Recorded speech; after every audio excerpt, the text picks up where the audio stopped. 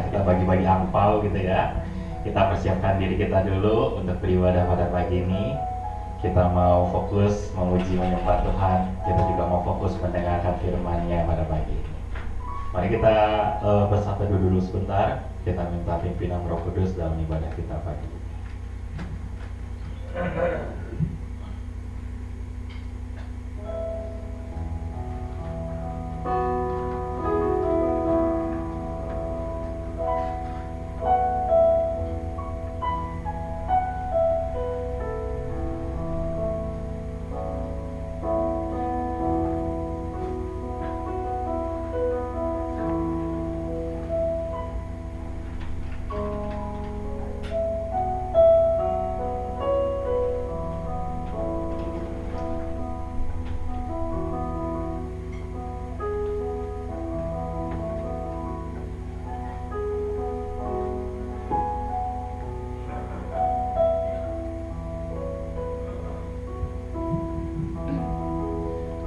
Tuhan untuk pagi ini. Terima kasih untuk kesempatan kami masih bisa kembali beribadah di Alberta. Terima kasih kami masih bisa bangun pagi ini. Terima kasih kami masih bisa bertemu dengan keluarga kami dan juga saudara-saudara kami di Alberta. Terima kasih Tuhan untuk kesempatan ini. Kami tahu kalau semua ini masih bisa kami alami, ini hanya karena anugerah Tuhan semata. Karena itu kami tidak akan sia-siakan kesempatan ini. Kami mau fokus untuk memuji menyembah-Mu. Kami mau mendengar firman. Kami mau berikan persembahan kami.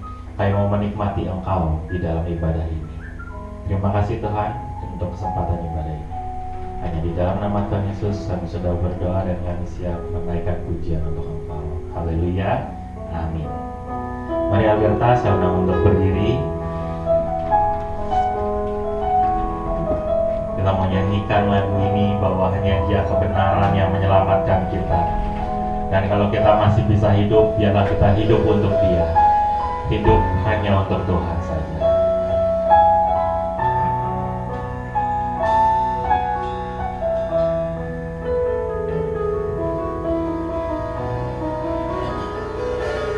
Yesus kau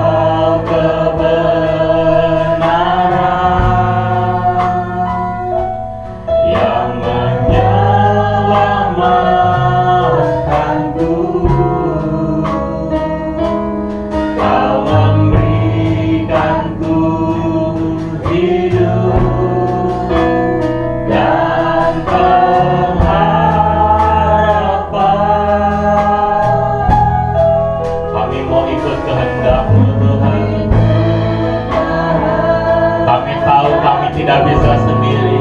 Kami perlu Engkau, kami perlu anugerah-Mu.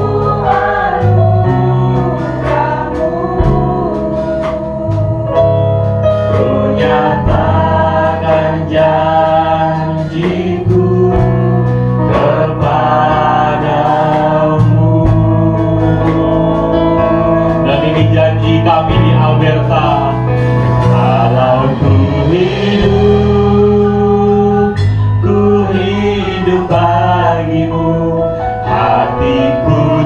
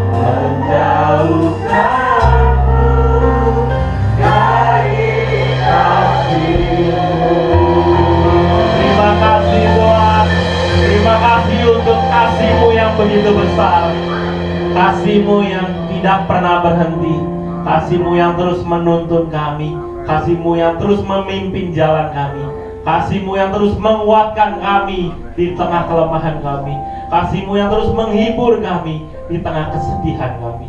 Terima kasih Tuhan untuk kasih-Mu yang tidak berkesudahan.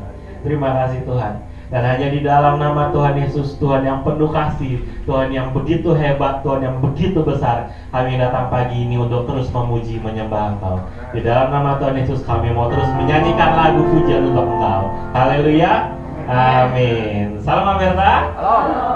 Ya, sebelum kita lanjutkan nyanyian kita, berikan dulu Tiobi kepada kanan dan kirimu.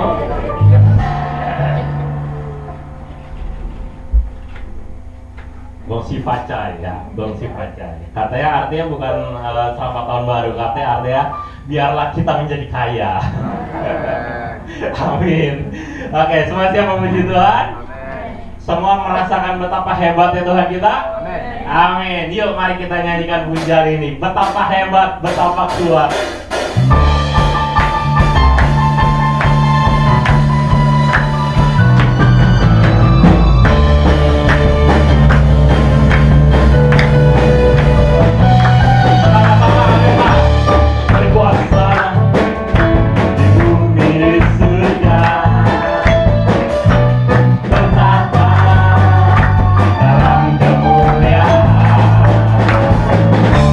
Dialah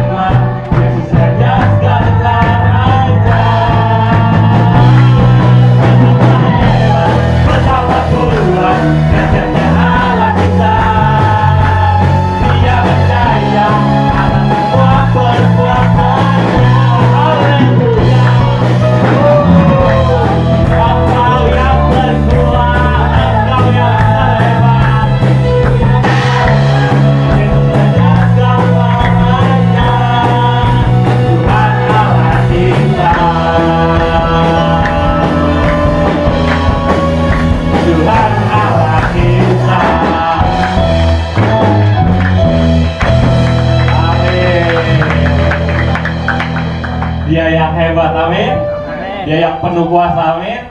Dan semua percaya kuasa itu diberikan kepada setiap kita anak-anaknya, amin. Ku diberi kuasa.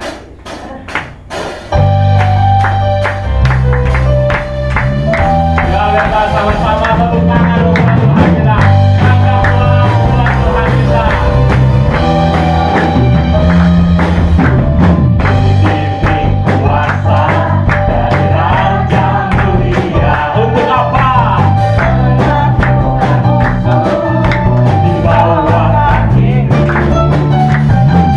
Pakai kuasa dari Raja Mulia.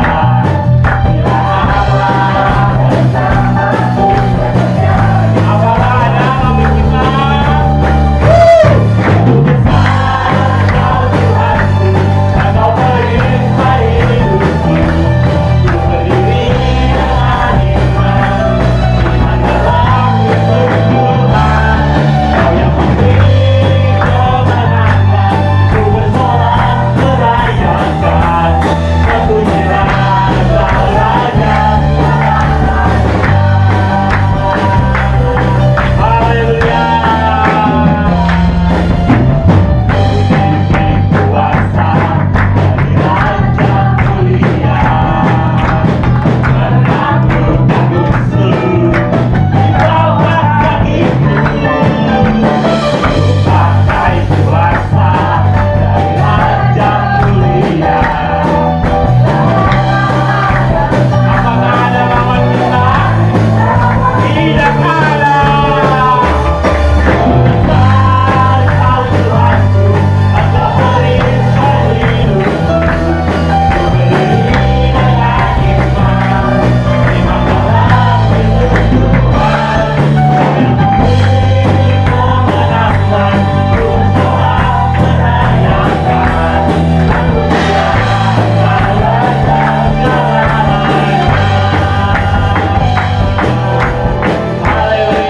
Haleluya, terpujilah Kau Tuhan.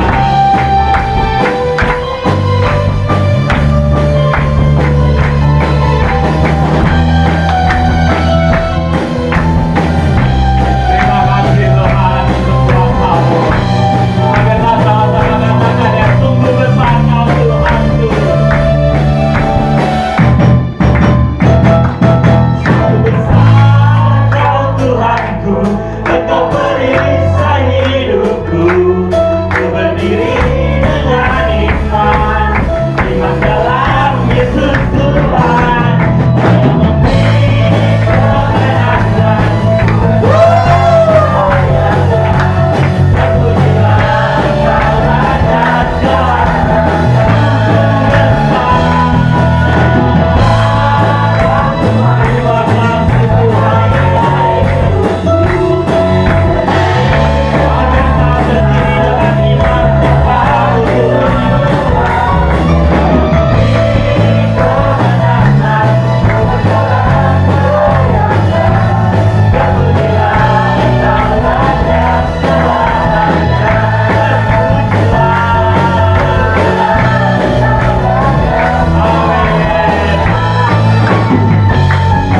kemuliaan. Terpujilah Engkau Raja selamanya.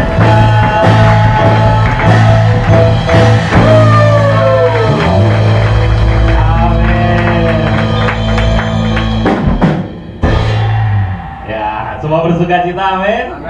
Amin. Mari setelah dengan sukacita kita sudah memuji Tuhan kita, dengan sukacita juga kita mau mendengar firman-Nya pada pagi ini. Kita mau belajar kebenaran firman-Nya, kita mau sama-sama fokus mendengar firman Tuhan pagi ini yang akan disampaikan hamba-Nya PD Wiwikantaya. Sebelum itu mari kita angkat satu pujian lagi. Kalau kita tadi sudah katakan betapa hebatnya Tuhan kita, dan kita percaya Tuhan yang hebat, Tuhan yang berkuasa, Dia memberikan kuasanya bagi kita semua anak-anaknya yang sudah ditebus di kayu salib. Tapi kita juga tahu di dalam perjalanan hidup kita nggak selamanya lancar. Jadi anak Tuhan nggak selalu artinya tanpa masalah. Tapi Tapi satu hal yang kita tahu, Dia Tuhan yang hebat, Dia Tuhan yang berkuasa dulu, sekarang, dan selamanya. Di kisah Alkitab banyak cerita hebatnya. Di kisah-kisah zaman dulu juga banyak cerita hebat Tuhan kita. Dan saya percaya di kisah hidup kita masing-masing juga banyak cerita hebatnya Tuhan kita. Dan biarlah satu lagu ini terus mengingatkan kita bahwa Tuhan kita tidak pernah gagal. Apapun yang terjadi, rancangannya selalu indah buat kita. Biarlah kita mau hidup sesuai dengan rancangannya, dengan kehendaknya.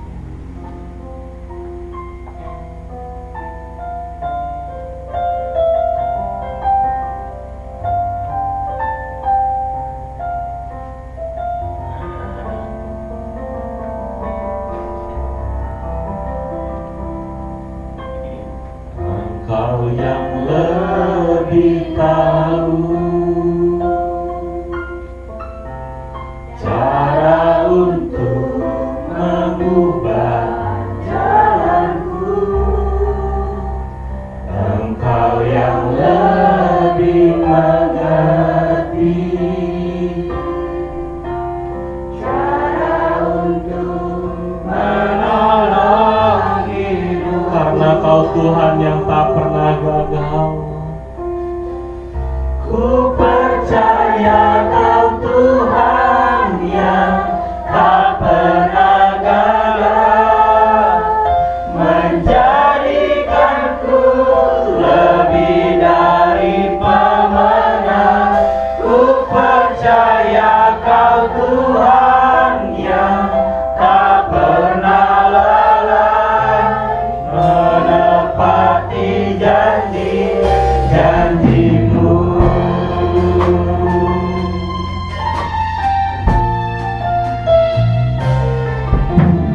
Engkau yang lebih tahu cara untuk mengubah jalanku.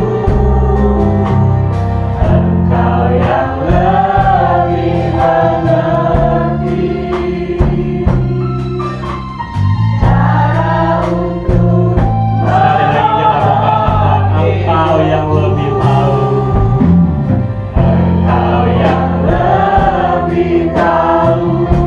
Amin. Kami percaya Tuhan, Engkau yang tahu yang terbaik. Membuka jalanku. Engkau yang lebih mengerti cara untuk menolong hidupku. Percaya Kau Tuhan yang tak pernah gagal, menjadikanku lebih dari pemenang. Ku percaya Kau Tuhan yang tak pernah lalai, menepati janji-janji-Mu. Kami percaya Kau Tuhan yang tak pernah gagal, untuk penyertaan-Mu, untuk rancangan-Mu yang indah. Ku percaya Kau Tuhan yang tak pernah lalai, menepati janji-janji-Mu. Ku percaya Kau Tuhan yang tak pernah gagal, menjadikanku lebih dari pemenang. Ku percaya Kau Tuhan yang tak pernah lalai, menepati janji-janji. Sekali lagi Albert katakan, ku percaya Kau Tuhan. Yang selanjutnya saya serahkan kepada hamba-Nya. Yang tak pernah gagal, menjadikanku lebih dari pemenang. Ku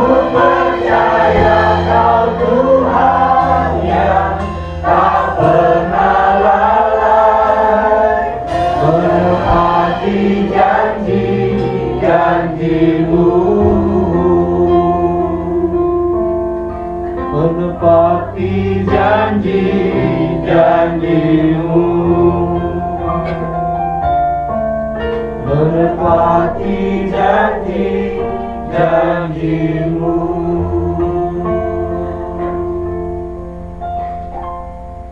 Kami percaya Engkau Tuhan yang tidak pernah gagal dalam segala hal apapun di kehidupan kami.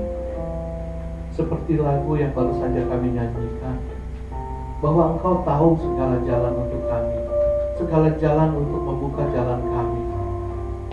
Dan Tuhan tahu segala keberadaan diri kami yang sesungguhnya. Tuhan tahu hati kami, Tuhan tahu pergumulan kami.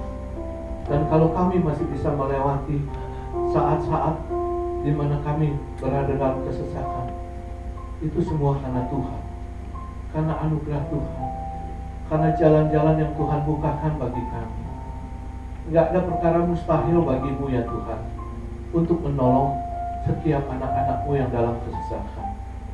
Karena itu, kami sungguh bangga kepada-Mu, dan kami berterima kasih karena Engkau Allah yang baik adanya.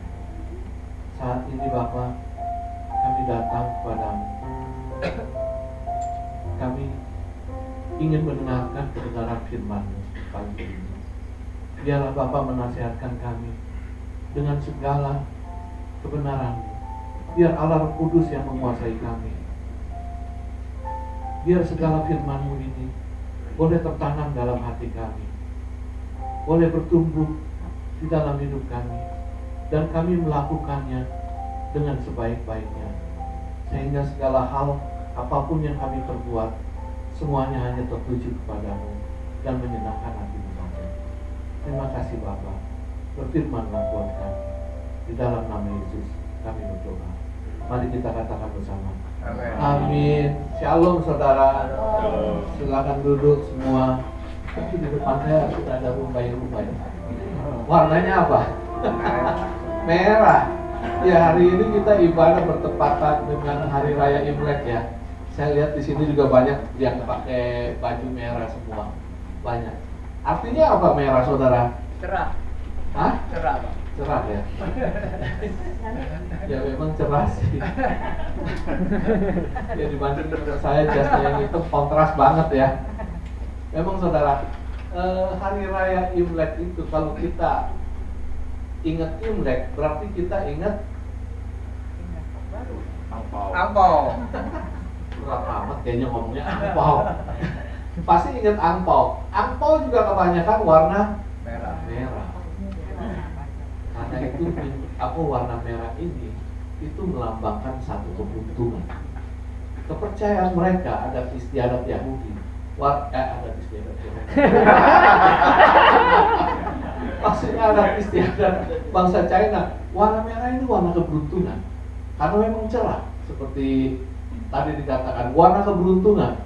Dan rata-rata kalau kita perhatikan dalam perayaan Imlek selalu merah jadi dominan. Ya, ini kita dihiasi sama lampion. Lampionnya warna merah. Saudara tahu nggak arti lampion ini? Hah? Lampu. Iya sih. Rata-rata kalau orang Imlek pasti pasang lampion warnanya merah. Karena sebagai lambang keberuntungan, lampion ini juga dipercaya oleh bangsa-bangsa China, adat istiadat China, sebagai sesuatu yang untuk mengusir roh-roh jahat. Jadi mereka percaya kalau hari raya Imlek itu suka lewat roh-roh jahat yang hendak mampir ke rumahnya, hendak mengganggu, hendak mencuri keberuntungan mereka. Karena itu kalau saudara lihat di mana-mana rata-rata tiap rumah pasti ada lampion kalau mereka yang merayakannya. Ya. Selain itu juga kita bicara sedikit soal kebiasaan-kebiasaan Imlek supaya nanti kita bisa bandingkan dengan kebenaran firman Tuhan. Biasa yang sering dilakukan oleh orang perayaan Imlek itu apa saudara? Hah? Sembahyang. Iya, sembahyang itu pasti bagi mereka yang percaya dan mengikuti adat istiadatnya. Umumnya orang kalau mau merayakan Imlek itu 2 hari sebelumnya, 1-2 hari sebelumnya, mereka tuh suka bersih-bersih rumah. Bersih-bersih rumah. Benar nggak? Tujuannya apa?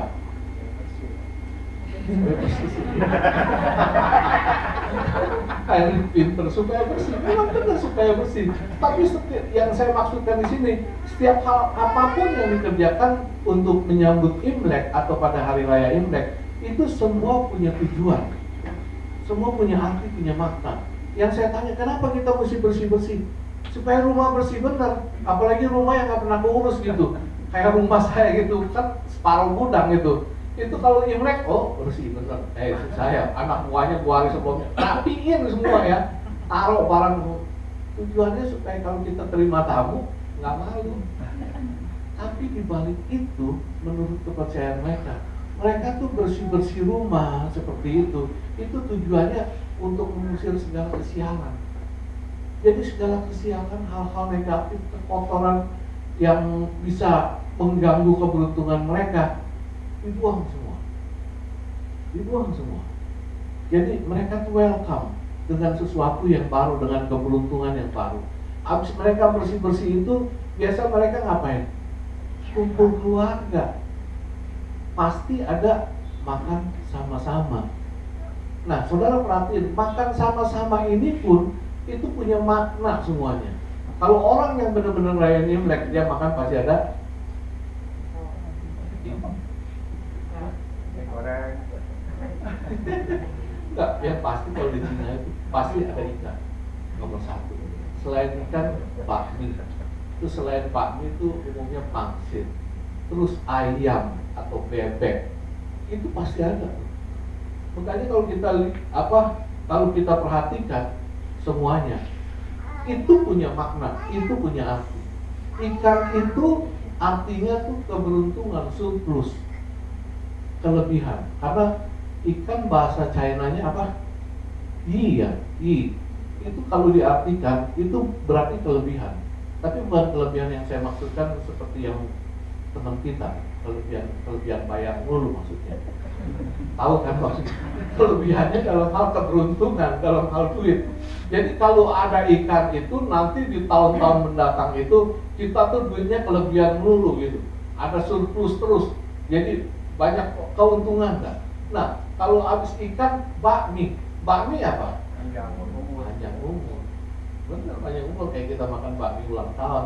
Nah, panjang umur itu mereka berharap di tahun yang akan datang ini umur mereka bisa panjang. Padahal kalau kebanyakan makan bakmi juga trigliserid naik ya. Bahaya juga ya. Habis itu mereka makan ayam. Ayamnya apa? Ayamnya nggak bisa sembarangan. Biar jago terus gitu ya. Ayamnya juga mesti satu utuh. Nggak bisa kayak kita cincang-cincang begitu. Apa kita belah jadi berapa? Mesti satu utuh. Bebeknya juga mesti satu utuh. Supaya rezekinya itu utuh dan keluarga kita juga tetap utuh. Ada makna semua saudara. Ini ada makna loh. Pangsit kan kalau dilihat kan model kayak perahu, model kayak mata uang Cina tuh, yang tel-tel zaman kerajaan dulu, yang dari emas. Itu tujuannya kekayaan juga. Ada jeruk, biasanya kalau kita ngenamuk, bener nggak? Disediain jeruk itu manis, jeruk itu cerah. Jadi jeruk itu supaya kalau kita dikasih jeruk supaya hubungan kita tetap baik, tetap manis dan rezeki kita banyak. Selain itu apalagi kue lapis, benar nggak?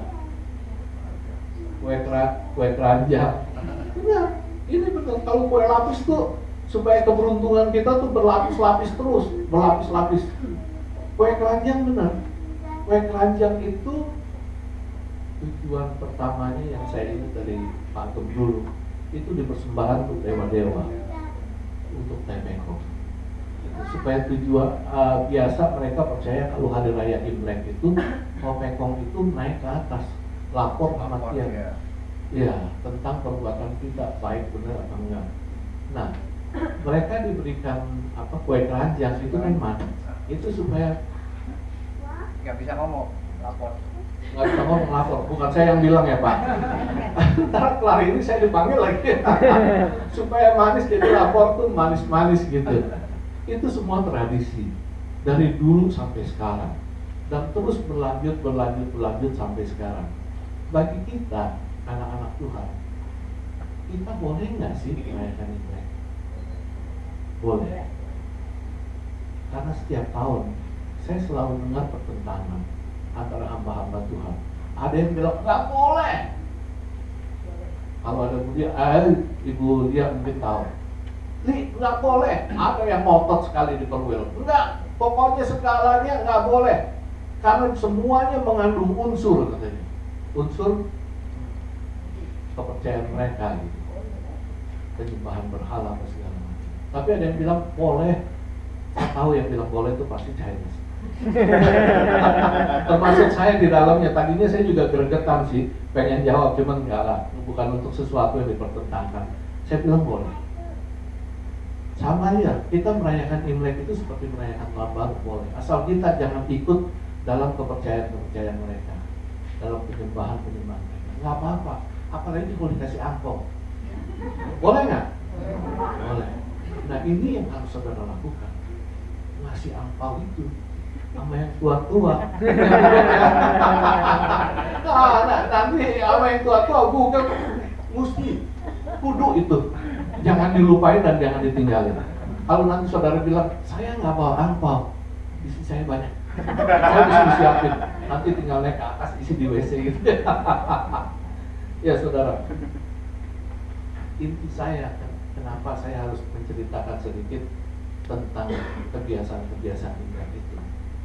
Coba saudara perhatikan. Segala macam kebiasaan yang dilakukan oleh dalam Imlek itu, semua tujuannya sama. Keberuntungan, kekayaan. Kalau boleh saya simpulkan, hidup yang lebih baik di tahun yang lebih baik lagi. Sebelumnya pengharapan mereka di tahun ke depan itu supaya mereka tuh jauh lebih baik dari apa yang telah dilakukan. Dan hal ini sebenarnya bukan cuma ada pada orang-orang yang ngerayain Imlek aja, tapi semua orang rata-rata pasti punya pengharapan ingin yang lebih baik di masa yang akan datang. Benar nggak saudara? Benar. Saya kasih gambaran dah. Kita kan baru masuk ke tahun 2023. Waktu masuk tahun 2003, saya tanya sama saudara-saudara, saudara, kira-kira apa harapan saudara di tahun 2023 ini? Saudara jawabnya apa? Baik dari tahun 2022. Iya. Benar kan? Lebih baik dari tahun 2022. Nggak ada yang jawab, ya kalau bisa saya lebih buruk sih dari tahun kemarin. Nggak ada. Itu rada-rada kelok sih kalau begitu. Nggak ada seperti itu. Pasti punya harapan lebih baik dari tahun sebelumnya. Sama seperti anak-anak Tuhan. Waktu kita masuk ke tahun yang baru ini, kita pasti bilang sama Tuhan, Tuhan, saya berharap kalau tahun 2023 ini saya bisa jauh lebih baik dari tahun 2022. Kalau mungkin tahun 2022 ini saya masih punya utang, saya mau tahun 2023 ini utang saya lunas. Kalau saya di tahun 2022 ini saya masih belum dapat pacar, saya mau tahun 2023 supaya dapat pacar. Saya mau Tuhan kalau tahun 2002 ini saya bisnisnya agak sepi Tuhan. Kalau bisa tahun 2002 ini bisnis saya bisa lancar. Saya dagang Tuhan, aduh itu sepinya minta ampun. Saya mau tahun 2023 ini biar semuanya bisa berjalan dengan baik Tuhan. Pengharapan hidup lebih baik. Selalu pengharapan kita untuk hidup lebih baik. Nggak beda jadi orang merayakan Imlek dengan keyakinan mereka seperti itu dengan kita, kehidupan kita sebagai anak-anak Tuhan yang ingin hidup lebih baik lagi dari apa yang telah kita lalui. Tapi saudara, ada tapinya. Terkadang itu dunia nggak bisa mendukung kita. Terkadang itu kehidupan yang ada di sekeliling kita ini seringkali nggak mendukung dengan apa yang kita inginkan. Benar? Ngerti nggak maksud saya saudara? Maaf.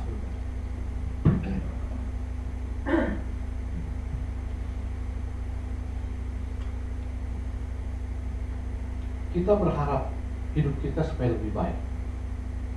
kita berharap supaya hidup kita lebih maju di tahun-tahun yang baru, di tahun-tahun yang akan kita lewati ini.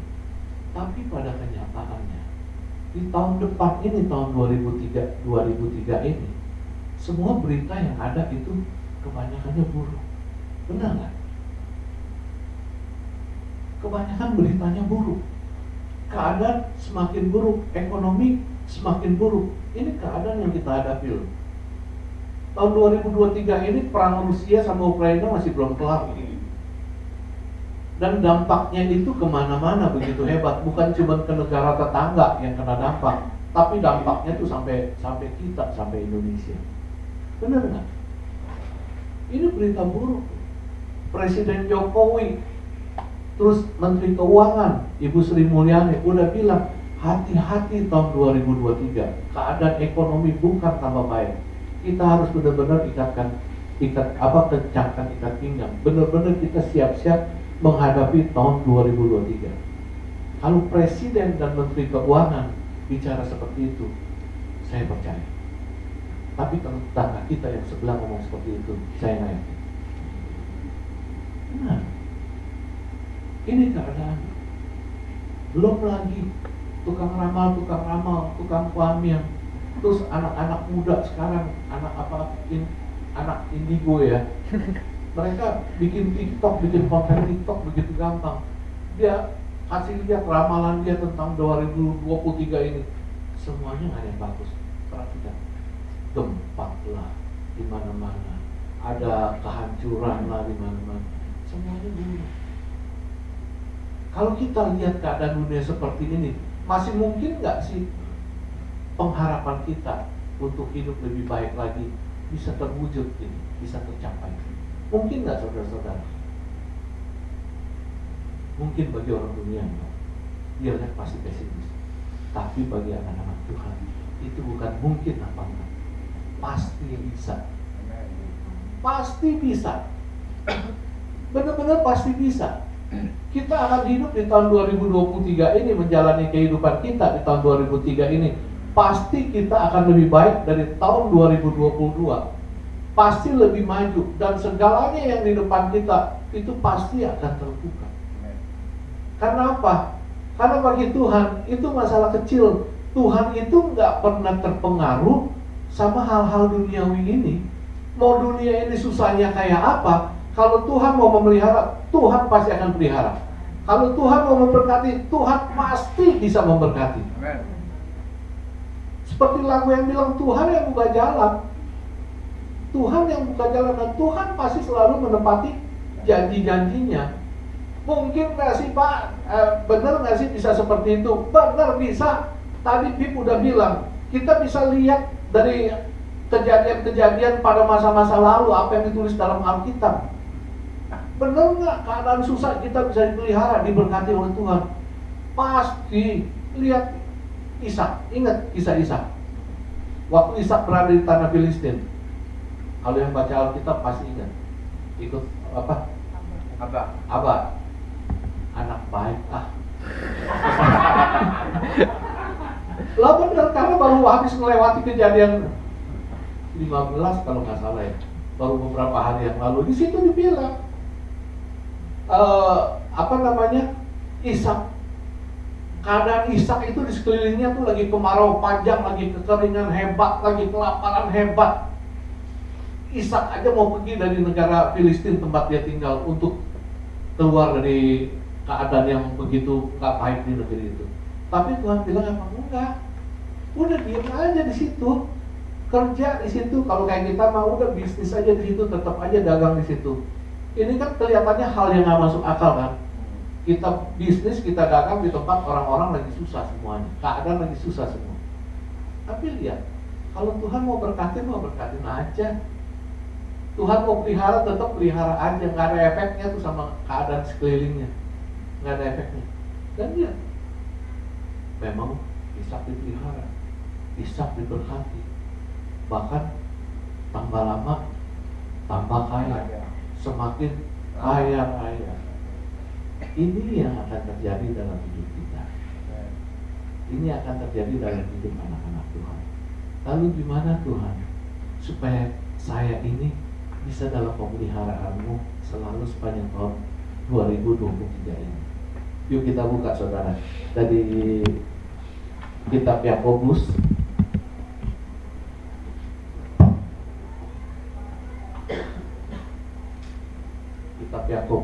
Yakobus 4 pasalnya yang ke-13 sampai ayatnya yang ke-13 sampai 15. Saya bacakan ya saudara. Perikop ini berjudul jangan melupakan Tuhan dalam perencanaan. Jadi sekarang, hai kamu yang berkata, hari ini atau esok kami berangkat ke kota Anu, dan di sana kami akan tinggal setahun dan berdagang serta mendapat untung. Sedang kamu tidak tahu apa yang akan terjadi besok. Apakah arti hidupmu? Hidupmu itu sama seperti uang yang sebentar saja kelihatan lalu lenyap. Sebenarnya kamu harus berkata, jika Tuhan menghendaki, kami akan hidup dan berbuat ini dan itu. Saudara, bagaimana caranya supaya kita bisa tetap eksis di tahun 2023? Selalu ada dalam pemeliharaan Tuhan dan selalu diberkati Tuhan. Jawabannya adalah ada dalam judul perikop ini. Jangan pernah melupakan Tuhan dalam perencanaan. Ini yang Tuhan mau bagi anak-anaknya. Jangan pernah lupakan Dia dalam segala perencanaan kita dalam sepanjang tahun 2023 ini. Kalau Tuhan memberikan firman-Nya kepada kita, itu berarti ada sesuatu hal yang penting yang berguna untuk anak-anaknya. Ini yang Tuhan berikan. Kenapa sih Tuhan itu sampai menulis firman, sampai memperingati kita, jangan lupakan Tuhan, jangan lupakan aku dalam setiap perencanaan. Pasti ada maksud Tuhan. Nomor satu saudara, Tuhan mengatakan hal seperti ini itu supaya itu dikarenakan karena Tuhan sendiri nggak mau anak-anaknya itu berjalan sendiri. Tuhan nggak mau supaya kita Tuhan nggak mau kalau kita anak-anaknya itu berjalan sendiri tanpa meminta penyertaan Tuhan. Kenapa? Karena Tuhan tahu anak-anaknya ini semuanya nggak bisa melihat jauh ke depan. Anak-anaknya ini nggak bisa menduga apa yang akan terjadi di depan. Dan yang tahu itu hanya Tuhan. Kalau Tuhan meminta kita supaya kita menyertai Tuhan di dalam supaya Tuhan menyertai kita di dalam hidupnya, itu tujuannya adalah baik, supaya Tuhan bisa menuntun kita, Tuhan bisa mengajar kita, Tuhan bisa mengarahkan kita, Tuhan bisa menjaga kita. Terkadang anak-anak Tuhan itu juga sering lengah, sering kelupaan di dalam menjalani hidupnya. Banyak anak-anak Tuhan yang suka berpikir, saya udah tahu kok, saya udah punya rencana ini, saya udah hitung matang-matang, pasti saya bisa menjalaninya dengan baik, pasti rencana ini akan berhasil. Nyelonong aja begitu, tapi dia nggak tahu ujungnya seperti apa.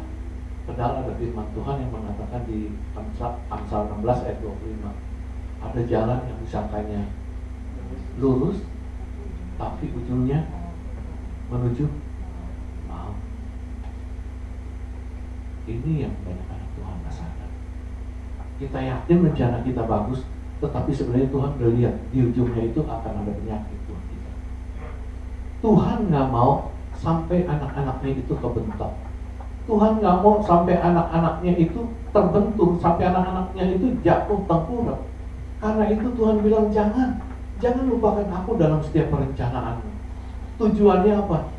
Tujuannya kalau kita minta Tuhan menyertai kita, Tuhan tuh akan jalan di depan kita.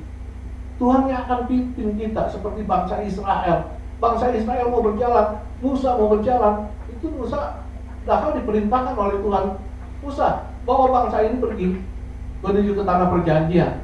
Musa bilang apa? Enggak Tuhan, saya nggak mau jalan Tuhan kalau nggak ada Tuhan yang memimpin saya. Nggak ada Tuhan yang memimpin saya. Tapi memang kenyataannya begitu. kalau Tuhan pimpin kita, Tuhan sertai kita, segalanya Tuhan cukupkan, segalanya Tuhan penuhi. Banyak mujizat bisa terjadi, banyak hal-hal yang mengherankan bisa terjadi. Kalau langkah kita salah, Tuhan bisa benerin. Kalau mau terjadi sesuatu apapun pada diri kita, Tuhan bisa tolong. Ini Tuhan nggak mau kita nyelonong sendiri. Tuhan mau tetap kita berada bersama-sama dengan Tuhan. Saudara,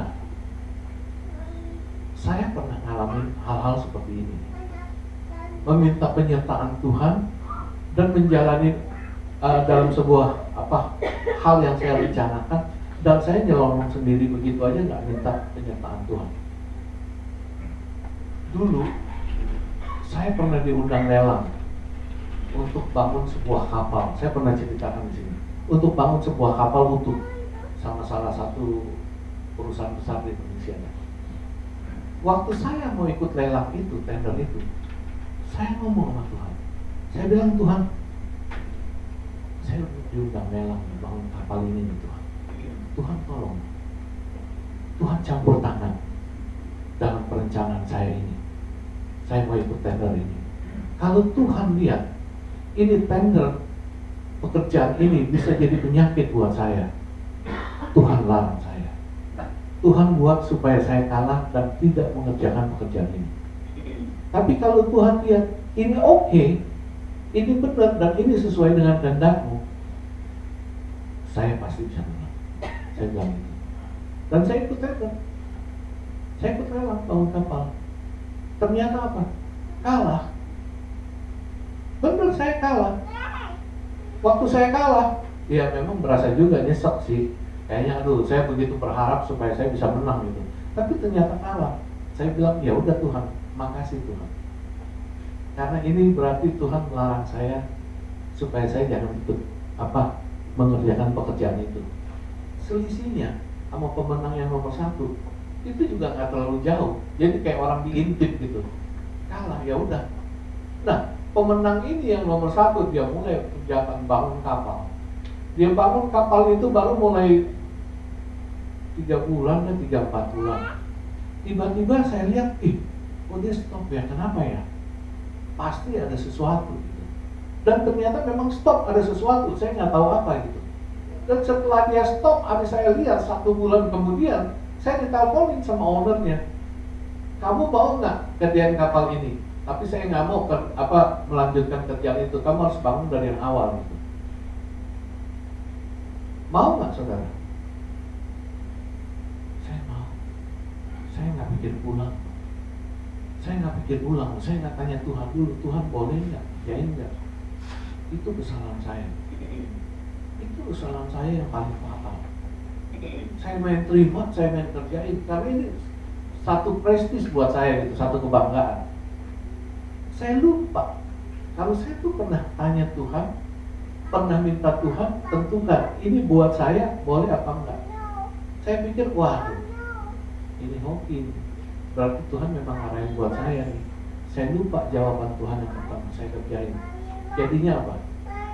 Hancur. Hancur saudara-saudara. Saya bangun hancur. Kenapa bisa hancur? Karena waktu itu terjadi gejolak ekonomi. Mungkin Pak Rizwan pasti bisa tahu. Waktu itu ingat nggak dolar? Dolar kita tuh rata-rata 1.800 sampai 2.000 ya. Tiba-tiba melonjak sampai 11.000, 13 sampai 15 ya. Itu waktu saya bangun kapal. Sedangkan saya bangun kapal itu saya pakai plat. Dan harga plat itu benar-benar tergantung sama harga dolar. Jadi naik beberapa kali lipat, benar-benar berapa kali lipat. Dan ini yang buat saya hancur. Saya nggak selesaikan itu kapal, saya pasti kena hancur. Saya kerja udah setengah lebih, belum setengah, udah tanggung. Mau nggak mau, saya seperti bosi malakama. Makan mati mama, nggak makan mati papa.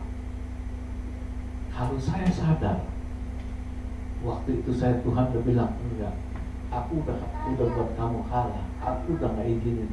Saya ingat hal itu dan saya nggak ambil, maka saya nggak bakal seperti itu. saya sadar waktu saya persiapkan khotbah ini, saya ngerti loh, Tuhan kenapa kita harus melibatkan Tuhan dalam setiap perencanaan kita, bahkan dalam hal yang kecil aja. Kenapa? Karena Tuhan mau jaga kita. Tuhan nggak mau anak-anak itu ambruk. Saya ingat kisah Bugem mau ke pasar aja loh, ke pasar berapa jauhnya sih? Ke pasar berapa lamanya sih? Tapi karena mau ke pasar Bugem ada doa, dan dalam doa Bugem, Tuhan sertai ya saya ke pasar ya. Lihat coba, dihipnotis. Yang celeng bukannya Bugem loh, itu orang yang celeng. Udah dinaikin tapi ya diapa-apain dilepas begitu aja. Ini hal simple loh, hal sederhana loh. Tapi kalau kita peka, kita ngerti dengan maksud Tuhan, itu bisa tahu kalau Tuhan tuh benar-benar sayang kita dan gak ingin kita tuh celaka. Itu nomor satu, saudara. Lalu kenapa sih Tuhan minta kita supaya kita tuh selalu menyertakan Tuhan dalam kehidupan kita sehari-hari, dalam setiap rencana kita? Dalam setiap. Nomor dua, Tuhan tuh nggak mau kalau anak-anaknya itu takabur. Ngerti maksud takabur ya? Jadi kayak orang lupa diri. Tuhan nggak mau. Tuhan nggak mau. Kalau kita baca tadi ya di ayat 13-14, Tuhan sampai bilang begini. Jadi sekarang, hai kamu nih, kamu yang berkata, hari ini atau besok kami berangkat ke kota Anu, dan di sana kami akan tinggal setahun dan berdagang serta mendapat untung. Sedangkan kamu tidak tahu apa yang akan terjadi besok. Apakah arti hidupmu? Hidupmu itu seperti uap yang sebentar aja kelihatan lalu hilang. Tuhan sampai bicara keras seperti ini loh.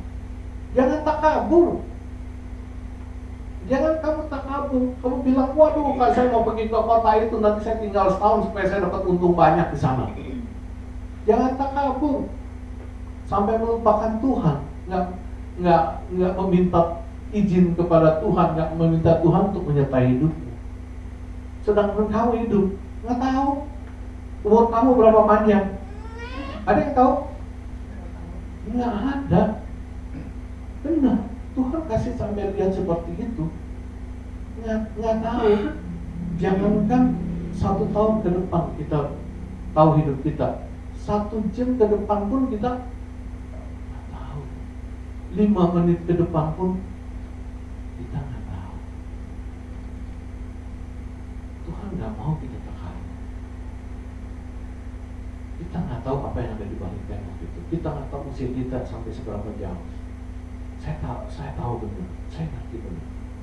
Lalu Tuhan bilang, kamu ini seperti uap, sebentar aja kelihatan lalu hilang. Saudara bisa lihat uap air bisa berapa lama sih?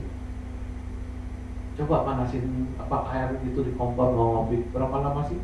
Cuit begitu, sebentar hilang, sebentar hilang. Sama kan yang saya waktu saksikan. Saya baru pulang cuci darah. Orang habis cuci darah itu seger, karena racunnya baru habis dibuang, baru habis dibersihkan. Lagi santai-santai, saya lagi telepon sama teman di Cilegon, tahu-tahunya udah ngomong, pelok kata istri saya. Saya suruh tutup telepon. Kok ngomong lu pelok, wi? Lu kenapa? Kenapa begini? Saya masih jawab, kayaknya nggak tahu saya ngomong apa. Enggak, masa sih gua pelok? Tahu-tahunya blek. Saya nggak inget apa-apa. Sesaat aja nggak inget apa-apa. Siapa yang tahu 5 menit ke depannya saya bisa begitu. Dan waktu di di CT scan dilihat otak saya 2 begini, 1 seger, 1 lagi nggak ada warnanya. Berarti nggak ada darah yang betul.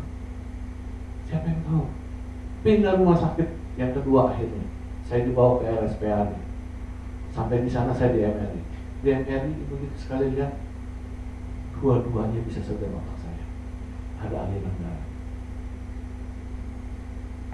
Siapa yang bisa tahu kejadian-kejadian seperti itu? Saya yakin itu Tuhan yang buat saya. Di situ Tuhan ngajarin saya banyak sekali.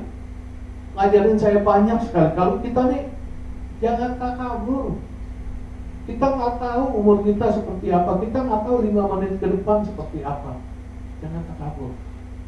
Tuhan mau supaya kita tetap minta Dia menyertai hidup kita. Dalam setiap langkah kita, apapun yang kita lakukan, Tuhan mau kita harus minta penyertaan Dia. Ini yang Tuhan mau, saudara.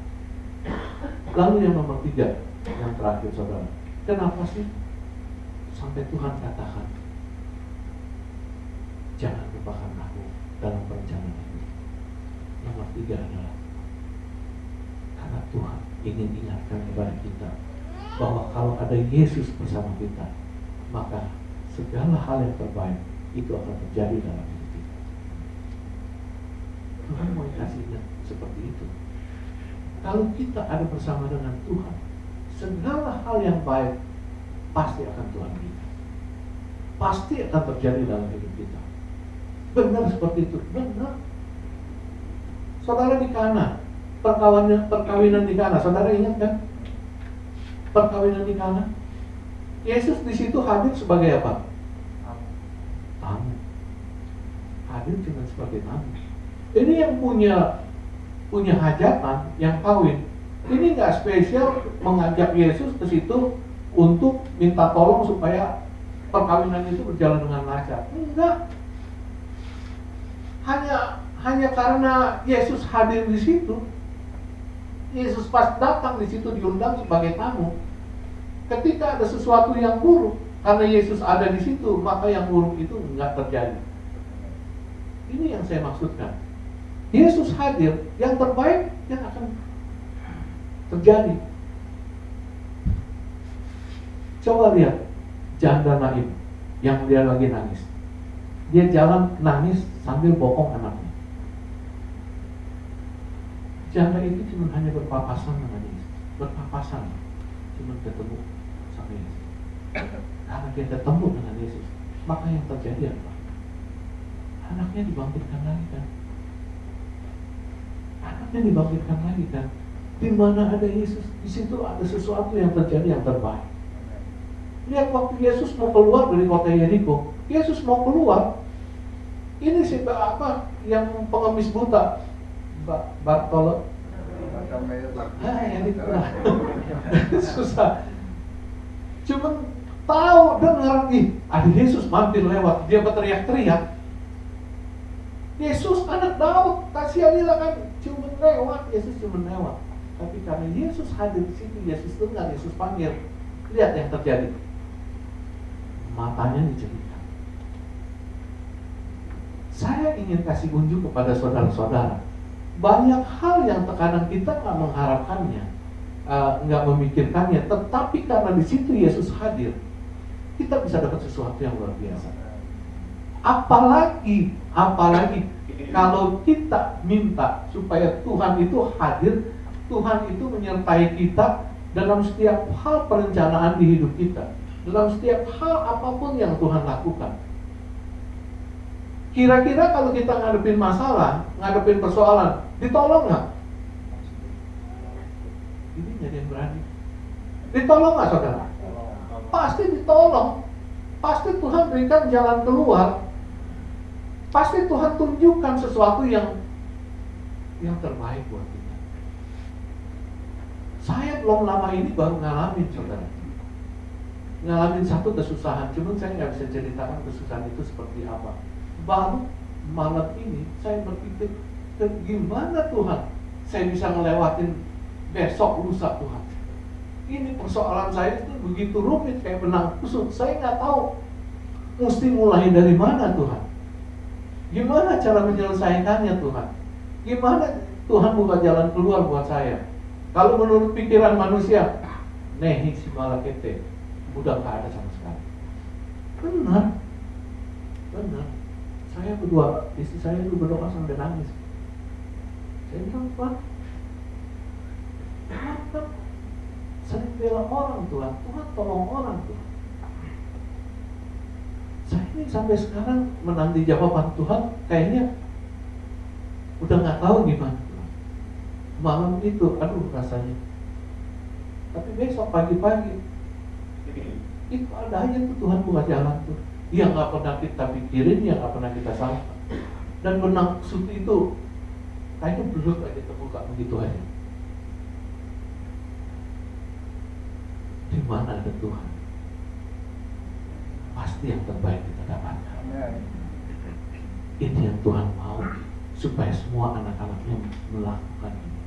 Ini yang Tuhan mau, supaya anak-anaknya selalu minta kepadanya, supaya Tuhan itu mau menyertai dalam segala hal kehidupan kita.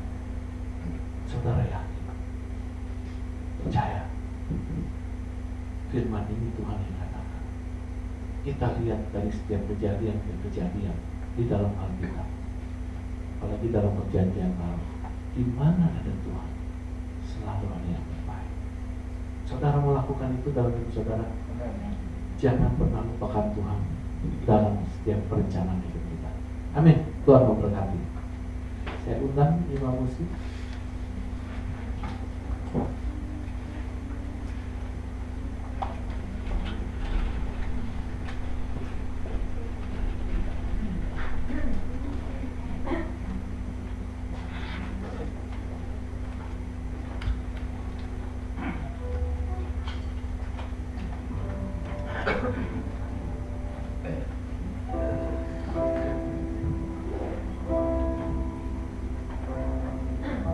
Tuhan selalu menolongku, selalu menjagaku, sehelai rambutku tak akan terjatuh tanpa seizinku. Tuhan selalu menolongku, selalu menjagaku.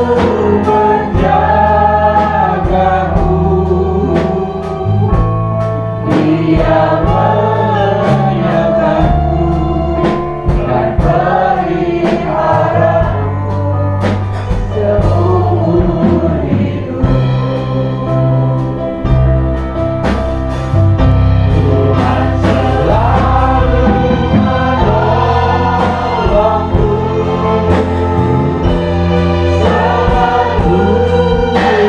menjagaku, sehelai rambutku tak akan terjatuh tanpa seizinku. Tuhan selalu menolongku, selalu menjagaku. Dia mengingatkanku dan meliharaku seumur hidup. Kami percaya Tuhan selalu menolong dan menjaga kehidupan kami. Kami percaya bahwa Tuhan selalu memperhatikan setiap hidup anak-anak-Nya. Terima kasih buat pagi ini Bapak. Kami boleh mendengarkan kebenaran firman-Mu. Kami boleh belajar mengapa Tuhan meminta kepada anak-anak-Nya supaya jangan pernah meninggalkannya dalam setiap perencanaan di hidup kita, dalam setiap hal yang kita lakukan di kehidupan ini. Kami tahu Tuhan gak ingin supaya kami menjadi pribadi-pribadi yang takabur, yang selalu menganggap enteng segala sesuatu. Padahal kami tidak akan pernah tahu apa yang akan terjadi di depan kami. Tuhan gak mau kalau melihat anak-anaknya jatuh terjerembab, melihat anak-anaknya harus terbentur tembok dahulu, baru mencari Tuhan. Tuhan mau supaya kami semua selalu meminta kepadamu, supaya selalu hadir di dalam kehidupan kami. Bukan karena apa-apa, karena Tuhan sayang kepada kami. Dan Tuhan mau dimanapun kami berada, kalau di situ ada Tuhan, pasti ada segala hal yang baik yang Tuhan berikan buat kami, bahkan hal yang terbaik. Tuhan, terima kasih Tuhan mengingatkan firman-Mu ini kepada kami di awal tahun 2023 ini. Kami tahu Tuhan ini menjaga kehidupan kami sepanjang tahun 2023 ini. Dan Tuhan tetap menginginkan sesuatu yang terbaik terjadi dalam hidup kami. Segala pengharapan kami, keinginan kami untuk memperoleh hidup lebih baik lagi bisa terpenuhi. Terima kasih Tuhan. Tanamkan kebenaran firman-Mu ini dalam hati kami, dan biarlah Allah Roh Kudus terus mengingatkannya di dalam nama Yesus. Amin.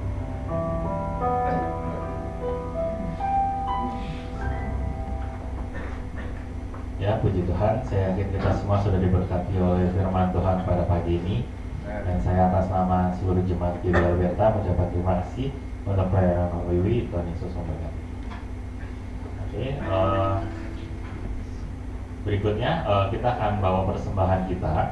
Nanti Bapak Ibu bisa bawa persembahannya di depan, masukkan di dalam akuarium yang kotak kaca ini gitu ya. Nah, nanti habis masukin uang persembahannya, Bapak Ibu bisa ambil satu angpau gitu. Jadi kayak cashback ya persembahannya. Nah, isi angpau kayaknya saya yakin bukan uang sih. Nanti habis masukin uang persembahan, Bapak Ibu bisa ambil angpaunya satu orang satu gitu ya. Terus kita ada sedikit beda format mulai hari ini.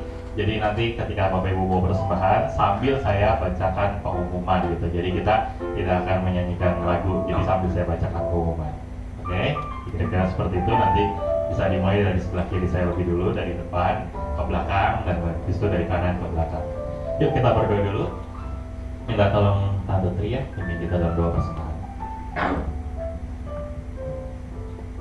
Bapak yang baik, kami bersyukur dan terima kasih Tuhan untuk waktu dan kesempatan yang indah ini. Kami boleh kembali bersama-sama beribadah kepadamu Tuhan. Terima kasih buat ucapan syukur yang boleh kami naikkan melalui puji-pujian, bahkan melalui berkat kebenaran firman-Mu yang boleh kami dengar dan boleh kembali mengingatkan kepada setiap kami, biar kami tidak melupakan Engkau Tuhan dalam setiap perencanaan kehidupan kami dalam memasuki tahun yang baru ini Tuhan. Terima kasih Tuhan untuk berkat firman-Mu yang disampaikan oleh hamba-Mu PDW Kata Elia. Biar Kau yang memberkati setiap pelayanan yang Kau percayakan dalam kehidupannya. Kau memberkati kesehatannya, Kau memberkati juga keluarganya dan juga keluarga besarnya. Terima kasih Tuhan. Kami bersyukur juga untuk kesempatan saat ini. Kami juga boleh diberikan kesempatan untuk memberikan persembahan. Biar Kau yang menyucikan, menguduskan setiap persembahan yang akan kami berikan ini, biar boleh menjadi berkat. Terima kasih Tuhan. Di dalam nama Tuhan Yesus kami sambut dengan ucapan syukur. Haleluya. Amin. Amin. Terima kasih. Bisa dimulai dari sebelah kiri saya lebih dulu, masukkan uang persembahan dan ambil angpaunya sambil saya bacakan pengumuman. Oke, keluarga besar GBI Alberta mengucapkan terima kasih kepada PDW Kata Elia yang telah menyampaikan firman Tuhan pada pagi ini. Tuhan Yesus memberkati. Lalu berikutnya, terima kasih juga untuk semua pelayan yang telah setia melayani pada hari ini. Kebaktian sekolah minggu atau Alberta Kids pada hari ini, Minggu 22 Januari ditiadakan ya. Hari ini ditiadakan untuk ibadah sekolah minggu. Untuk kebaktian KW diadakan sejak hari Selasa pada pukul 10, dan hari Selasa tanggal 24 Januari KW mengadakan acara doa puasa. Untuk EYT hari Sabtu tanggal 28 Januari pukul 18 seperti biasa. Firman Tuhan disampaikan oleh Saudara Nokta. Lalu minggu depan 29 Januari pukul 8 pagi, ibadah raya kita akan dilayani oleh Pendeta Jamie Januri. Dan sekolah minggu pada minggu yang akan datang diadakan kembali seperti biasa pukul 10.30. Di minggu yang akan datang juga tanggal 29 Januari diadakan Komsel Pemuda Alberta pukul 1 dan firman Tuhan akan disampaikan oleh PDP Paulus Igunata Sutejo.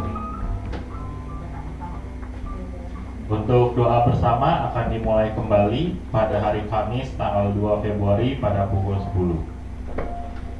Berikutnya GP Alberta akan kembali mengadakan baptisan air. Baptisan air nanti akan dilakukan di bulan April, di bulan Paskah ya. Dan bagi Bapak Ibu yang belum dibaptis dan ingin menyerahkan diri untuk dibaptis, bisa meminta formulir ke sekretariat. Kelas katekisasi baptisan akan dimulai pada hari Minggu 5 Februari pukul 11. Jadi kelas katekisasi pertama mulai bulan Februari ya.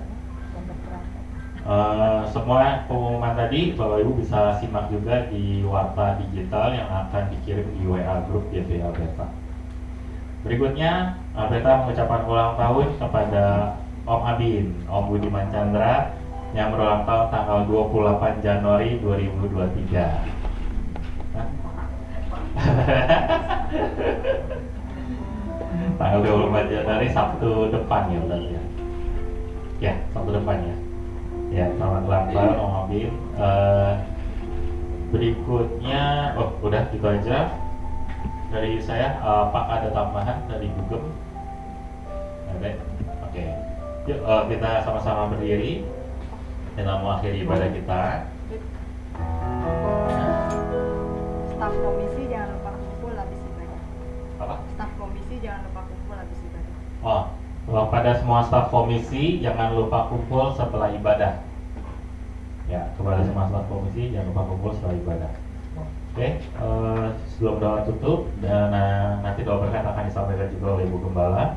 Kita mau nyatakan kembali bahwa Dia Tuhan yang tidak pernah gagal. Dia Tuhan yang selalu menepati janji-janji.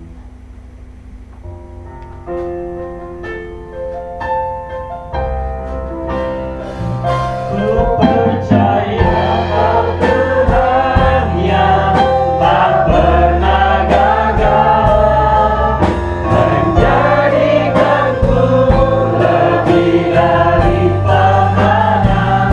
Ku percaya Kau Tuhan yang tak pernah lalai, menepati janji.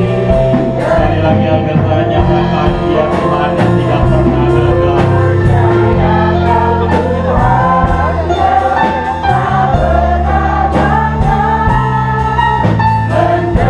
Menjadikanku lebih dari pemenang. Ku percaya Kau Tuhan yang tak pernah lalai, menepati janji-janji-Mu.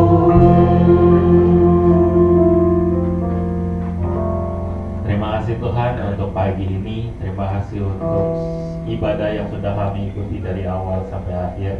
Terima kasih untuk firman-Mu yang kembali mengingatkan kami. Tuhan Yesus tidak pernah meninggalkan kami, tapi mungkin seringkali kami yang meninggalkan Tuhan. Kami yang lupa menyertakan Tuhan dalam setiap pilihan kami, dalam setiap keputusan kami. Karena itu Tuhan, pagi ini kami kembali diingatkan untuk tidak melupakan Engkau di dalam setiap pilihan hidup kami. Tuhan, kami tahu Engkau yang terus memimpin hidup kami, menggandeng tangan kami. Karena itu Tuhan, kami juga mau terus Engkau yang memimpin setiap pilihan-pilihan hidup kami, keputusan kami, biar semuanya boleh sesuai dengan kehendak-Mu, sesuai dengan rencana-Mu, karena kami tahu itu yang terbaik, itu yang terindah. Terima kasih Tuhan untuk hamba-Mu yang sudah Kau pakai menyampaikan firman-Mu di tempat ini. Biar Om Wiwi terus Kau pakai Tuhan, dimanapun Om Wiwi melayani, di situ nama Tuhan Yesus dimuliakan. Tuhan Yesus, kami juga mau berdoa buat hamba-hamba Tuhan yang lain, untuk CL, untuk Paulus, untuk Bugem juga Tuhan, biar ketika mereka melayani dimanapun juga nama Tuhan Yesus yang terus dimuliakan. Tuhan, kami juga mau berdoa buat saudara kami, untuk Om Abid yang akan berulang tahun yang akan datang pada tanggal 28 Januari, biar juga Tuhan yang kembali memberkati, memberikan kado spesial di hari ulang tahunnya. Dan Om Abid juga bisa mengingat kembali bahwa Tuhan Yesus tidak pernah meninggalkan hidupnya. Tuhan Yesus terus memimpin, terus menggandeng tangan Om Abid, dan itu bisa bisa menjadi kekuatan, bisa jadi penghiburan bagi Om Abil ke depannya. Terima kasih Tuhan. Kami juga mau berdoa buat saudara-saudari kami yang kami lihat gak hadir dalam ibadah pagi ini. Biarlah Tuhan sendiri yang memimpin mereka semua bisa hadir di hari Minggu yang akan datang. Kami bisa kembali beribadah bersama, bernyanyi, bersekutu, mendengar firman-Mu, belajar firman-Mu di tempat ini. Kami bisa bertumbuh bersama di Alberta. Terima kasih Tuhan. Dan terakhir kami juga mau berdoa buat semua gereja-gereja yang menjalankan ibadahnya juga pada hari Minggu ini. Biar tetap Tuhan yang memberkati di gereja yang lebih besar ataupun lebih kecil, yang lebih mewah ataupun yang lebih sederhana, lebih kekurangan.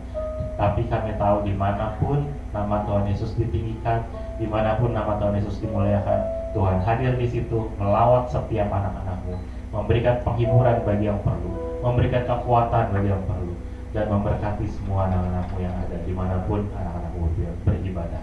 Terima kasih Tuhan, hanya di dalam nama Tuhan Yesus kami naikkan setiap doa ini.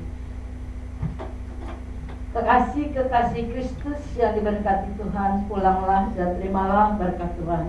Turunlah kiranya atas saudara-saudara semua kasih, karunia, dan damai sejahtera dari Allah Bapa, pengampunan dan kasih sayang dari Tuhan Yesus Kristus, penghiburan, penyertaan, bahkan pimpinannya di dalam kuasa Roh Kudus menyertai saudara-saudara sekalian, mulai saat ini sampai Maranatha Tuhan Yesus datang yang kedua kali. Di dalam nama Tuhan Yesus kami sudah berdoa dan bersyukur. Haleluya, sama-sama katakan amin. Tuhan memberkati.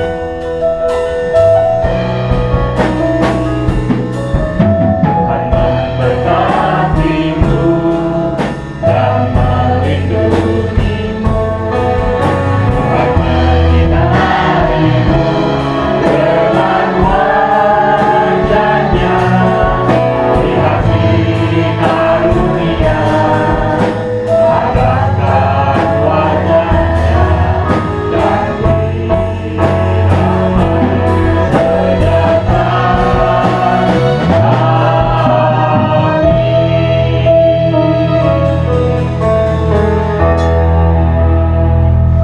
Selamat hari Minggu, selamat Hari Raya Imlek, dan Yesus menyertai kita semua.